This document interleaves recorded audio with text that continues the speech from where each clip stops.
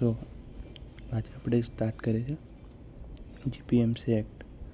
તો GPMC act છે ને એ ઓલમોસ્ટ જે પણ મહાનગરપાલિકાની એક્ઝામ્સ આવે છે ને, એએમસી છે, વીએમસી છે, એસએમસી છે, દરેકમાં જીપીએમસી એક્ટના અમુક ક્વેશ્ચન તો રેગ્યુલરલી પૂછાય જ છે. બરાબર, જીપીએમસી એક્ટમાં કેવું છે કે એક ઓલમોસ્ટ એક બહુ બધા ચેપ્ટર્સ છે અને એક સંગાતે ને બહુ બધી કલમ્સ છે.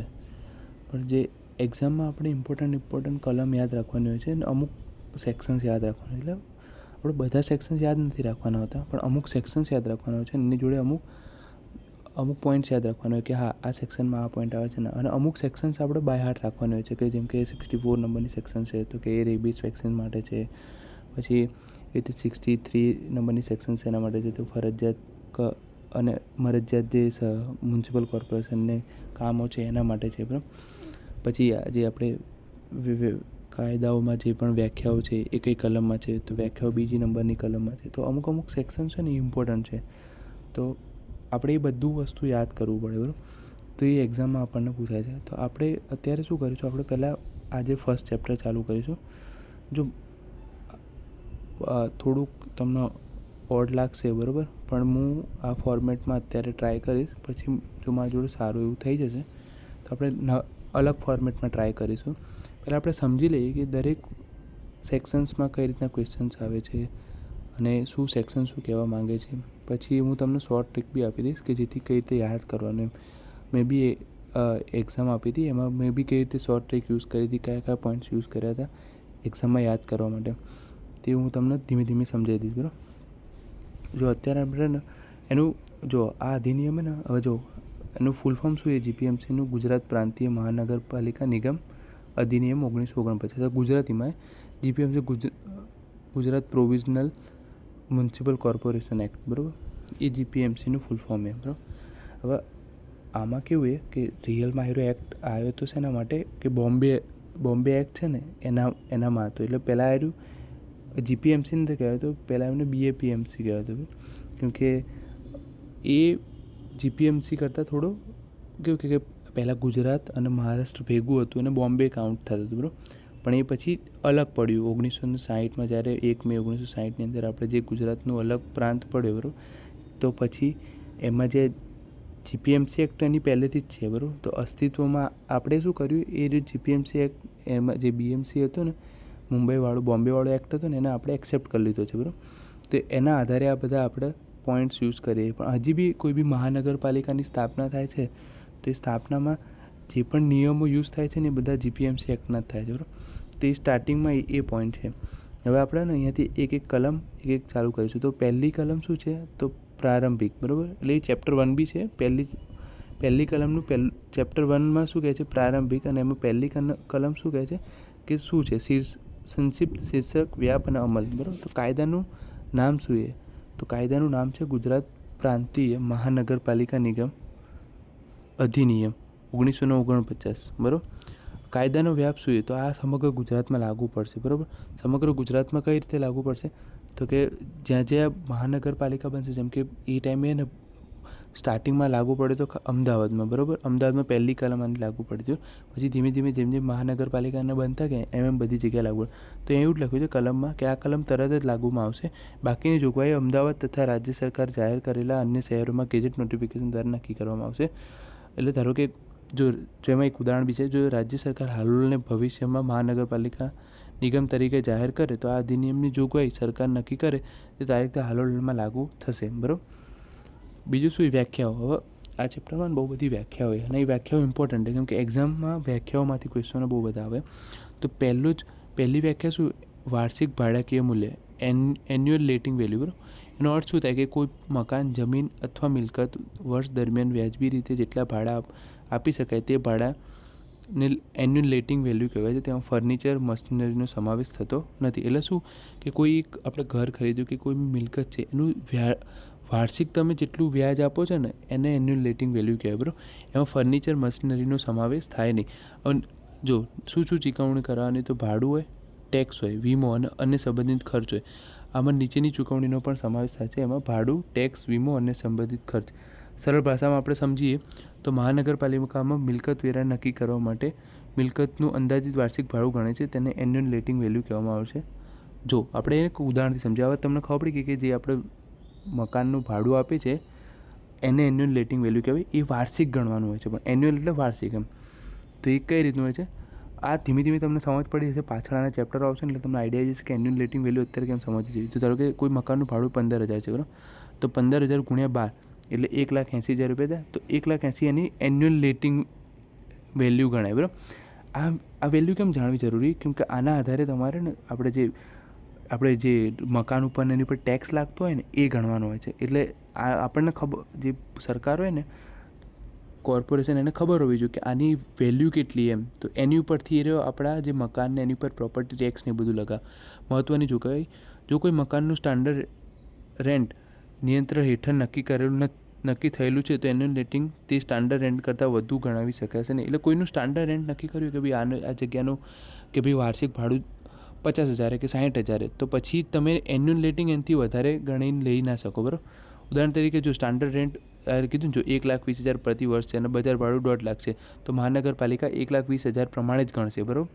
પછી બીજું, જો કોઈ મકાન, જમીન કે મિલકતનું સ્ટાન્ડર્ડ ભાડું નક્કી થયેલું ન હોય તો માલિકે તે વાસ્તવિક ભાડું મળે છે તે જ એને વાર્ષિક ભાડું ગણવું, બરાબર. એટલે કોઈ નક્કી ના હોય, આપણને ખબર ના હોય કે એક્ઝેક્ટ ભાડું શું છે, તો જે વાર્ષિક ભાડું હોય એને જ આપણે વાસ્તવિક ભાડું હોય એને જ આપણે વાર્ષિક ભાડું ગણવું. સ્ટાન્ડર્ડ રેટ નથી તો માલિકને જે ભાડું મળતું હોય તે જ માનવામાં આવશે, બરાબર.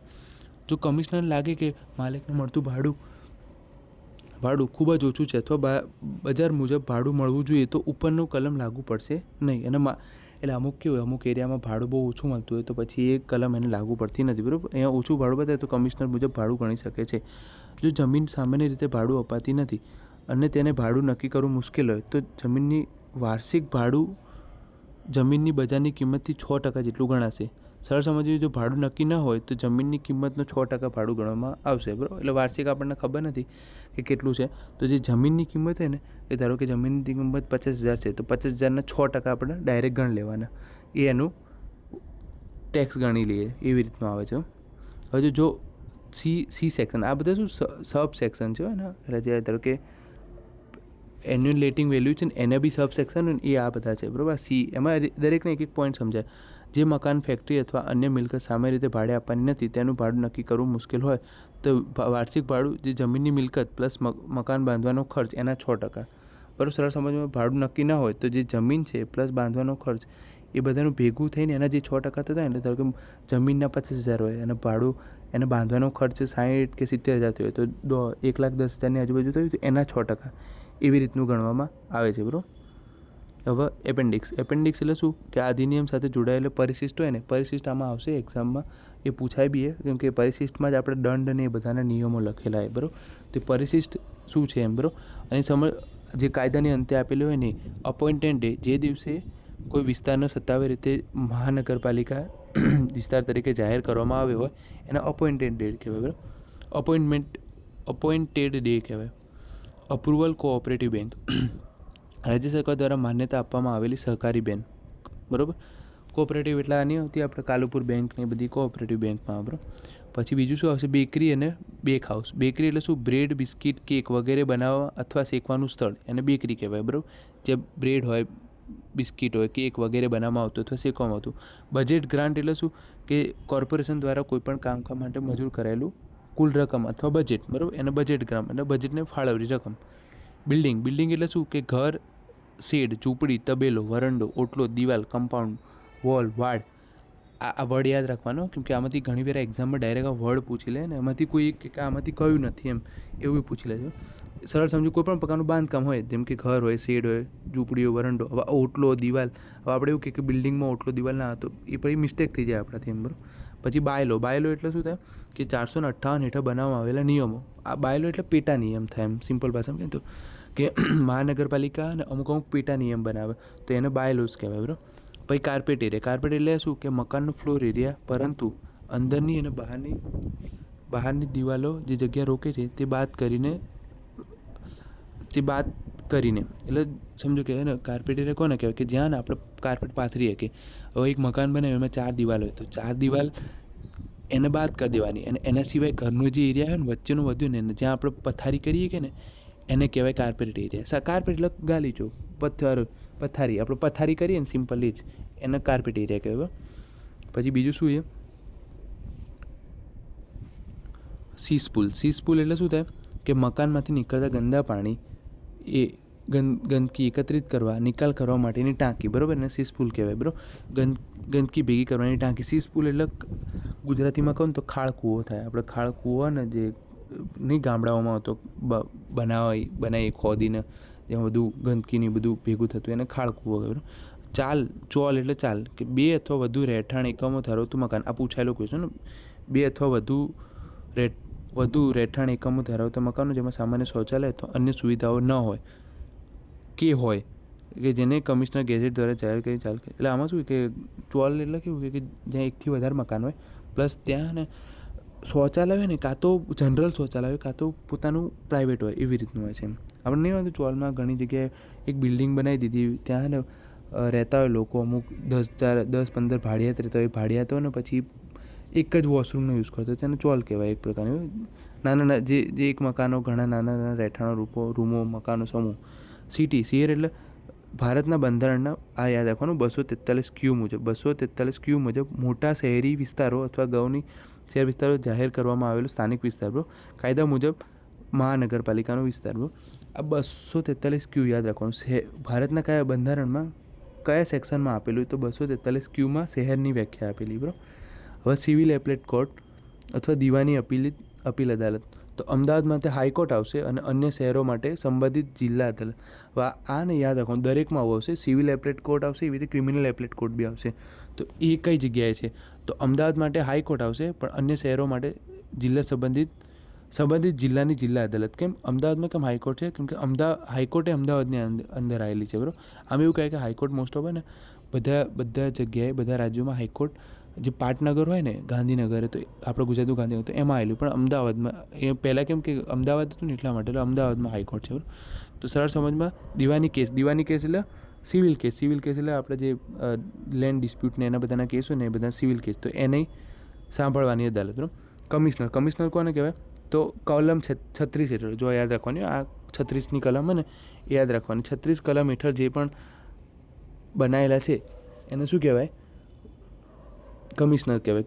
કમિશનરની નિમણૂક કઈ કલમ હેઠળ થશે, 36ની કલમ હેઠળ થશે. બરાબર. અને 39 હેઠળ નિમાયેલા કાર્યકારી કમિશનર. કાર્યકારી એટલે ટેમ્પરરી, થોડી વાર માટે કમિશનર બનાવ્યા હોય તો એને કાર્યકારી કમિશનર કહેવામાં છે. મહાનગરપાલિકાનો મુખ્ય વહીવટી અધિકાર, અને એ મોસ્ટ ઓફ કોણે, IAS અધિકારી હોય.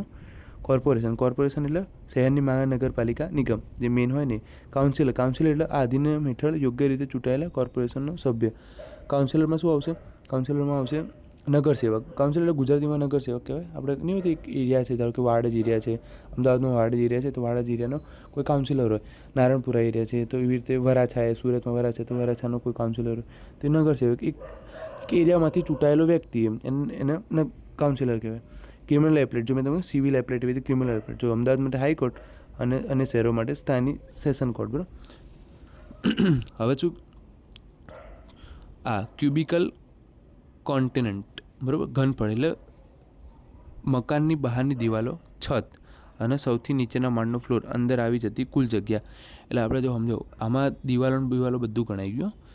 મકાનની અંદરની કુલ ઘનતા, એમાં શું આવશે, ઉપરની છત એટલે છતું, પછી 2 બાજુની દિવાલો અને નીચેનો ફ્લોર, એની વચ્ચે જેટલી બી જગ્યા ને એને ક્યુબિકલ કોન્ટિનન્ટ કહેવાય છે. બરાબર.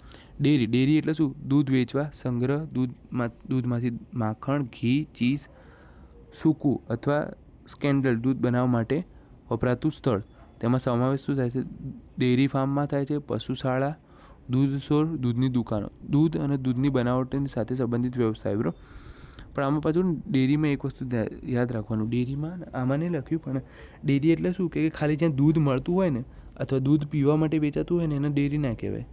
બરાબર. એટલે માત્ર જ્યાં લખ્યું ને, અમુક વાર કેવું લખ્યું ખબર, 3 ઓપ્શન આપ્યા, એમાં એવું લખ્યું કે માત્ર દૂધ પીવા માટે વેચાતું એને ડેરી કહેવાય, તો આપણે તરત એને હા પાડી, પણ એવું નહીં હોતું. એમાં આ બધા બી પોઈન્ટ જોવાના. ડેરી ફાર્મ જ્યાં દૂધ માખણ બનતું હોય, ઘી બનતું હોય, સૂકું હોય, આ બધા બી ડેરીમાં જ આવે છે. બરાબર. ડેરીમેન એટલે શું, દૂધ વેચતો હોય એ માણસ, ગાય, ભેંસ, બકરી, ગધેડા અથવા અન્ય દૂધાળા પશુઓ રાખનાર વ્યક્તિ. દૂધ સપ્લાયર, બરાબર, રાખનાર વ્યક્તિ પણ આવશે, દૂધ સપ્લાયર પણ આવશે, અને ડેરીનું સંચાલક જે દૂધનો વ્યવસાય કરે છે. ડેરી પ્રોડક્ટમાં શું છે, તો દૂધ, માખણ, ઘી, દહીં, છાશ, ક્રીમ, ચીઝ, દૂધમાંથી બનાવેલી અન્ય કોઈ પણ વસ્તુઓ, બરાબર, બધી વસ્તુઓ ડેરી પ્રોડક્ટમાં આવશે. Dangerous disease, dangerous disease important છે, એની સેક્શન બી હું તમને આગળ યાદ કરીશ. ડેન્જરસ ડિસીઝમાં આવશે કોલેરા, પ્લેગ. આઈ થિંક 315ની સેક્શન એ ડેન્જરસ ડિસીઝની છે, બરાબર. તેમાં આવશે કોલેરા, પ્લેગ, શીતળા, એવા કોઈ પણ ચેપી રોગ, મહામારી રોગ છે જે માનવ જીવન માટે જોખમી હોય, કોર્પોરેશનને જાહેર નોટિસ દ્વારા રોગ તરીકે જાહેર કરે છે, બરાબર.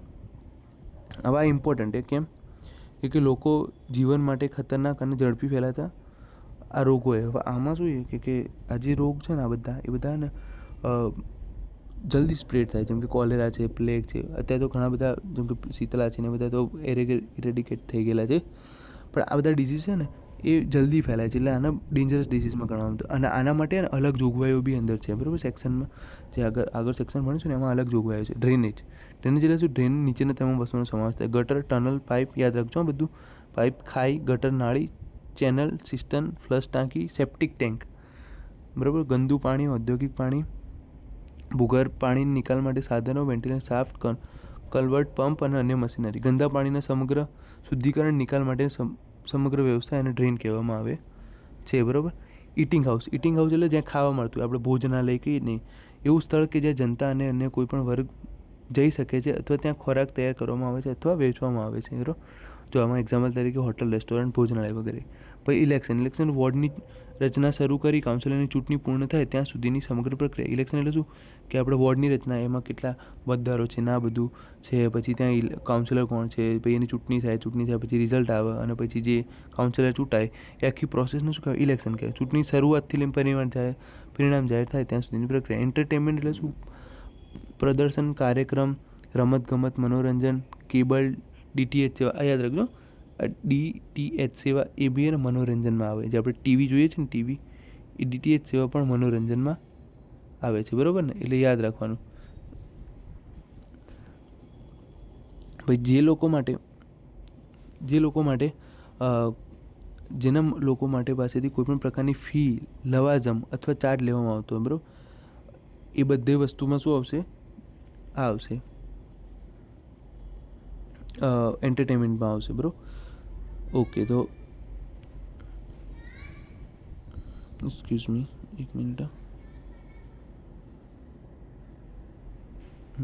ઓકે, હવે અસેન્શિયલ સર્વિસ. અસેન્શિયલ સર્વિસમાં શું આવશે કે કોર્પોરેશનના કર્મચારીઓ દ્વારા કરવામાં આવતી નિયમોના નિર્ધારિત સેવાઓ, શહેર માટે અન્ય જરૂરી સેવાઓ, પાણી પુરવઠો, સફાઈ, ગટર વ્યવસ્થા, સ્ટ્રીટ લાઇટ, બરાબર. આ અસેન્શિયલ સર્વિસ. હવે અસેન્શિયલ સર્વિસ મેં તમને હમણાં સ્ટાર્ટિંગ જ્યારે થઈ ને ત્યારે મેં તમને કીધું કે 63ના જે સેક્શન છે ને, 63 સેક્શન્સ, એમાં અસેન્શિયલ સર્વિસો આપેલી છે, બરાબર. એટલે જે કોર્પોરેશન ને એ ફરજિયાત છે, એ પૂરી પાડવી જ પડે એમને, બરાબર. તે બધી અસેન્શિયલ સર્વિસમાં આવશે, બરાબર.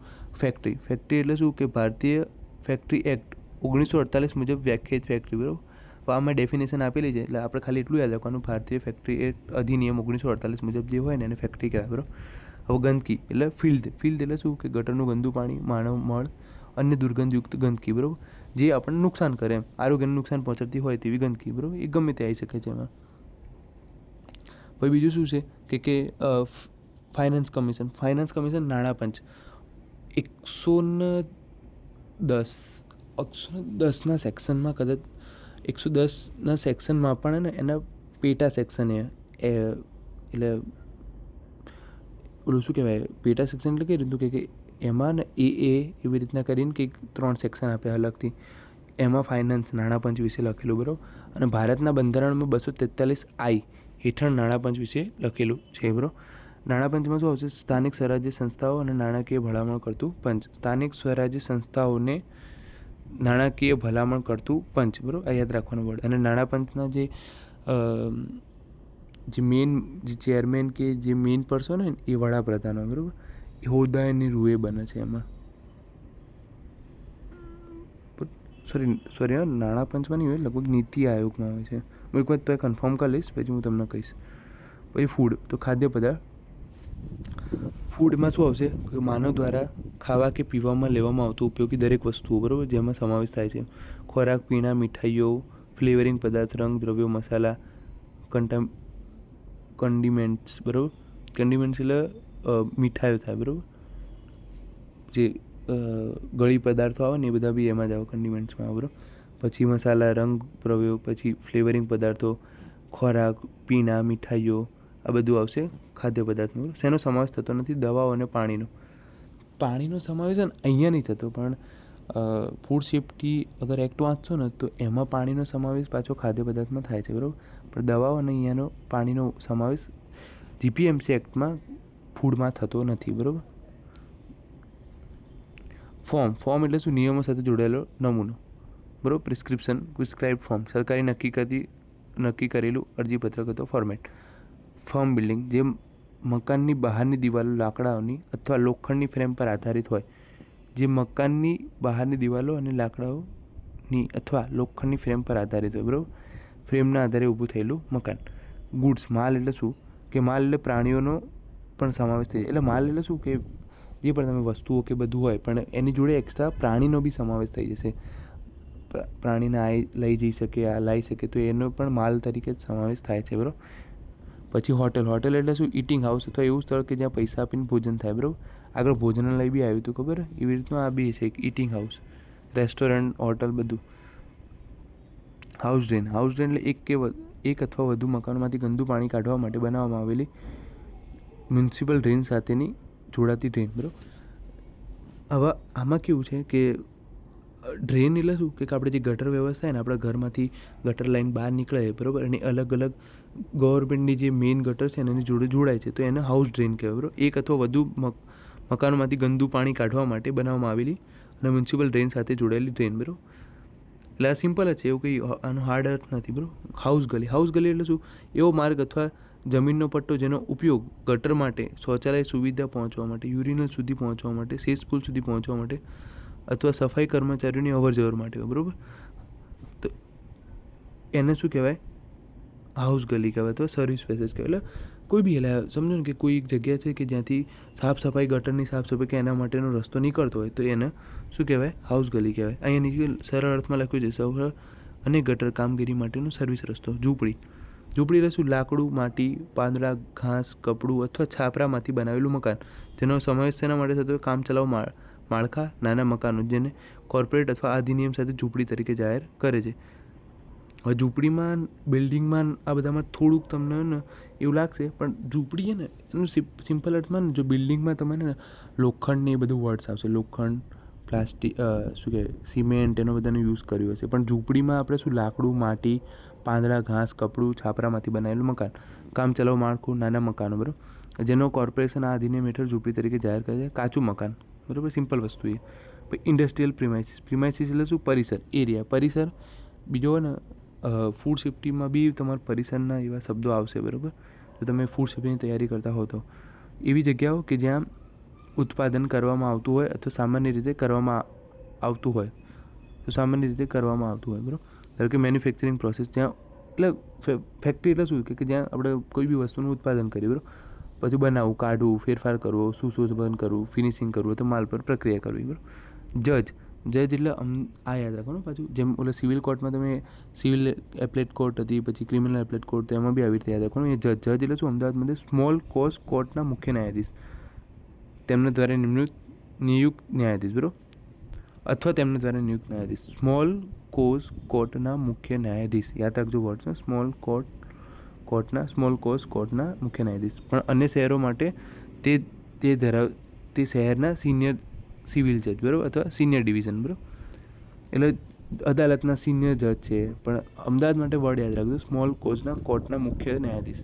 સ્મોલ કોઝ કોર્ટના મુખ્ય ન્યાયાધીશ આ અધિનિયમ હેઠળ મામલાઓ સંભાળવા માટે. બરાબર. લેન્ડ એટલે શું? કે જમીનમાં શું આવશે? તો નીચે ખાલી જમીન, બાંધકામવાળી જમીન, પાણીથી ઢંકાયેલી જમીન, જમીનમાંથી મળતા લાભો, જમીન સાથે જોડાયેલી વસ્તુઓ, રસ્તા ઉપર કાયદાકીય બનાવેલા હકો. આ બધું શેમાં આવશે? જમીન ઉપર આવશે. ખાલી જમીન, બાંધકામવાળી જમીન, પાણીની ઢંકાયેલી જમીન, જમીનમાંથી મળતા લાભો, જમીન સાથે જોડાયેલી વસ્તુઓ, રસ્તા ઉપર કાયદાકીય બનાવેલા હકો, જમીન સાથે જોડાયેલા તમામ અધિકારોનો લાભો. આ યાદ રાખજો, કે જમીનમાં એકલું એવું નહીં આવે કે ખાલી લેન્ડ હશે એટલે એને જમીન કહેવાય. બાંધકામવાળી બી, પાણીવાળી બી, પાણી એટલે પાણીથી ઢંકાયેલી હોય, જમીનમાંથી મળતો લાભ હોય, અથવા જમીનની જોડાયેલી કોઈ બી વસ્તુ હોય, તો એ બધું જમીનમાં આવશે એમ. માત્ર જે ક્વેશ્ચનમાં અમુક ફેરે કેવું હોય કે માત્ર આ જ છે, તો એ તો તમારે ટીક જ નહીં કરવાનો. જીપીએમસી એક્ટ હોય કે ગમે તે એક્ટ હોય કે માત્રવાળું હશે ને એ ઓલમોસ્ટ રોંગ જ આન્સર હશે, બરાબર. એવું મેં નોટિસ કર્યું ઘણા ક્વેશ્ચન પેપરમાં મેં એવી રીતે જોયું કે માત્રાવાળો ક્વેશ્ચન હશે ને, જે કે માત્ર ખાલી જમીન છે ને એને જ જમીન કહેવાય, તો એ ક્વેશ્ચન એ આન્સર જ ખોટો હોય એવું જ સમજી લેવાનું, બરાબર. પછી લાયસન્સ, પ્લમ્બર, સર્વેયર, આર્કિટેક્ચરના બધું આ શું એ લાયસન્સ ધરાવતા અધિકારી આગળ આવશે. 45ની કલમ હોય ને એમાં અમુક ને જેમ કે મેડિકલ ઓફિસર ઓફ હેલ્થ, બરાબર, પછી સિવિલ એન્જિનિયર, પછી મ્યુનિસિપલ સેક્રેટરી, આ બધાની નિમણૂક થાય, બરાબર. અને આ લોકોના લાયસન્સ છે ને એ પાછળના સેક્શનમાં આવશે. 400ની આજુબાજુની સેક્શન છે ને એમાં લાયસન્સને એની રિલેટેડ વાત કરેલી. આ બધાની નિમણૂક ને 45માં સેક્શનની અંદર થાય છે, બરાબર. એવું લખ્યું છે, આગળ આવશે 45માં સેક્શન ને બધું. અત્યારે હું તમને બધું યાદ નથી કરવાનું કહેતો, ખાલી તમે અત્યારે વાંચી લો કે લાયસન્સ એટલે શું છે. લાયસન્સ એટલે કોર્પોરેશન દ્વારા લાયસન્સ આપવામાં આવેલી વ્યક્તિ, બરાબર. કોઈ લાયસન્સમાંથી plumber, surveyor, architecture, engineer, structural design એ બધું. લોજિંગ હાઉસ એટલે શું કે એવું મકાન અથવા મકાનનો ભાગ કે જ્યાં પૈસા લઈને રહેવાની સગવડ આપવામાં આવી હોય, ભોજન સાથે અથવા ભોજન વગર, બરાબર. ભોજન સાથે અથવા ભોજન વગર આ ઇમ્પોર્ટન્ટ છે. ભોજન સાથે અથવા ભોજન વગર. ધર્મશાળા, લોજ ને બધું. ગેસ્ટ હાઉસના પણ નહીં કહેતા ધર્મશાળા, લોજ ને બધું. પછી માર્કેટ બજારમાં આજે આપણે 40 સુધી કરીશું, કેમ કે 66 કે એટલી બધી છે ડેફિનેશનો, તો બધી એક હંગાતે કરીશું ને તો બોર થઈ જશું એમ. એટલે 40 જેટલી કરીશું, પછી તમે આગળ આપણે ધીમે ધીમે કરતા રહીશું, બરાબર. લોજ, ધર્મશાળા, બરાબર. પછી માર્કેટ બજાર એટલે શું? એવું સ્થળ કે જ્યાં વસ્તુઓ વેચવામાં અથવા વેચાણ માટે મૂકવામાં આવે અને લોકો ભેગા થાય, બરાબર. એમાં શું હશે? જો બજારમાં જો પશુઓ હોય, આ કતલખાના ને બધું આવશે ને સેક્શન, એમાં બી આવશે પશુઓ. પછી પશુઓના ખોરાક, માંસ, માછલી, ફળ, શાકભાજી, માનવ ખોરાકની વસ્તુઓ, અન્ય ખાદ્ય પદાર્થો ખરીદ વેચાણ માટે લોકો ભેગા થાય તે સ્થળ, બરાબર. પછી પાકું મકાન એટલે મેસોનરી બિલ્ડિંગ, બરાબર. ફ્રેમ બિલ્ડિંગ અથવા ઝૂંપડી સિવાયનું મકાન જેનો મોટો ભાગ નીચેની સામગ્રીથી બનેલો હોય. ઈંટ, જો પાકું મકાનમાં શું આવશે? ઈંટ, પથ્થર, સિમેન્ટ, સ્ટીલ, લોખંડ અને અન્ય ધાતુ. આ બિલ્ડિંગમાં બી આ જ બધી વસ્તુઓ આવશે, બરાબર. એને પાકું મકાન કહેવાય, સોરી, બરાબર. હવે આ જો 34A છે મેટ્રોપોલિટન એરિયા, મહાનગરપાલિકા વિસ્તાર, બરાબર. તો શું એ જો ભારતના બંધારણમાં યાદ રાખજો 243P સિટી માટે બી આપણે આવી હતી, ખબર ને આગળ શહેર માટે ક્યુવાળી સેક્શન આવી હતી. આમાં જો 243P મુજબ જાહેર કરાયેલો મહાનગરપાલિકા વિસ્તાર, બરાબર, મોટું શહેર કે જેમાં અનેક સ્થાનિક વિસ્તારોનો સમાવેશ થાય છે, બરાબર. મોબાઈલ ટાવર એટલે શું કે ટેલિકોમ સેવાઓ આપવા માટે જમીન અથવા મકાન ઊભું કરાયેલા કાયમી અથવા અસ્થાયી માળખું, સાધન અથવા ઉપકરણ. એટલે આમાં શું કહેવા માંગે? થોડી ને જીપીએમસી એક્ટની થોડીક લેંગ્વેજ છે ને અમે થોડું ટ્રાન્સલેટ કર્યું છે, કેમ કે ઇંગ્લિશમાં જ છે જીપીએમસી એક્ટ, ગુજરાતીમાં નથી, તો મેં એને થોડું ટ્રાન્સલેટ કર્યું. પણ આમાં કેવું કે થોડીક લેંગ્વેજ છે ને ટફ હશે, તો હું તમને એકદમ સિમ્પલ વસ્તુ કહીશ. મોબાઈલ ટાવર એટલે શું? આપણે જે ટાવરનો યુઝ કરીએ ને મોબાઈલ જ્યાં ઘરની ઉપર નાખે, અત્યારે તો ઘરની ઉપર બી નાખે છે, બરાબર. તો એ બધા ટાવર હોય ને એનો બી ટેક્સ લાગતો હોય, બરાબર. 145ની અંદર સેક્શનમાં આપેલું છે, બરાબર. તો એ મોબાઈલ ટાવરનો જે પણ નિયમો છે ને એ આમાં આપેલો, પણ મોબાઈલ ટાવરની ડેફિનેશન 34A આપેલી. એટલે જો ડેફિનેશનો કોઈ બી પૂછે ને કે આ કયામાં, તો એ સેક્શન 2માં જ આવશે. પણ એના રિલેટેડ કોઈ બી સેક્શન પૂછે તો પછી એ કન્સર્ન સેક્શનમાં આવશે. ધારો કે મોબાઈલ ટાવર છે 145 સેક્શનમાં આપેલું છે, એમાં મોબાઈલ ટાવર કરવેરા આપેલા છે ને એ બધું આપ્યું છે, બરાબર. તો એ માટે જમીન અથવા મકાન ઊભું કરાયેલું હોય, કાયમી અસ્થાયી માળખું, સાધનો અથવા ઉપકરણ. મોબાઈલ ટાવર નેટવર્ક માટે લગાવવામાં આવેલું ટાવર. મ્યુનિસિપલ એરિયા એટલે મહાનગરપાલિકા વિસ્તાર, કોર્પોરેશનના અધિકાર ક્ષેત્ર હેઠળ આવતો વિસ્તાર, મહાનગરપાલિકા હદ. મ્યુનિસિપલ ડ્રેનમાં શું હશે? કોર્પોરેશનના માલિક અથવા નિયંત્રણ હેઠળનું ડ્રેન, બરાબર.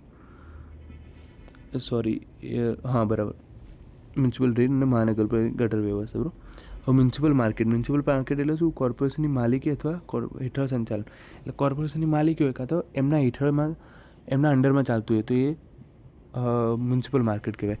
મ્યુનિસિપલ સ્લોટર હાઉસ એટલે કતલખાનું, બરાબર. તો એમાં શું આવશે કે કોર્પોરેશનની માલિકી અથવા સંચાલન હેઠળ કતલખાનું. આમાં કેવું હોય કે કોર્પોરેશન હોય ને એ શું કરે? અમુક કતલખાના પ્રાઇવેટ કતલખાનાને પરમિશન આપે, અમુક કતલખાના હોય ને એ એના અંડરમાં જ ચાલતા હોય. તો એ બધું જે મ્યુનિસિપલ સ્લોટર હાઉસ છે ને એ બધા એના પોતાના હોય એમ, એટલે એના અંડરમાં જ કામ કરવાનું. કેમ કે જે કતલખાનામાં જે પશુઓનું ને એ બધાનું થતું હોય, બરાબર, એના જે કતલ ને એ બધું થતું હોય, બરાબર, એટલે એનું માંસ ને એ બધું વેચાતું હોય. તો એ બધી વસ્તુઓ છે ને એ આમાં આવે છે. બરાબર, એ આપણે આગળ જેમ જેમ ભણીશું ને એમ આગળ આવશે. એના નિયમો કઈ રીતનું, કઈ કઈ વસ્તુ ઉપર બેન છે, કઈ કઈ વસ્તુ અલાઉ છે, કયા કયા પ્રાણીઓના કતલ કરી શકો, એ બધું જ અંદર આવશે. બરાબર, એના માટે શું પરમિશન છે, બધું જ આવશે આગળ. બરાબર, મ્યુનિસિપલ ટેક્સમાં શું આવશે? આ અધિનિયમ હેઠળ વસૂલ કરવામાં આવતો કોઈ પણ કર. બરાબર, મ્યુનિસિપલ વોટર વર્ક્સ, કોર્પોરેશનની માલિક અથવા નિયંત્રણ હેઠળ પાણીના પુરવઠાની વ્યવસ્થા. બરાબર, મહાનગરપાલિકાનું પુરવઠા તંત્ર.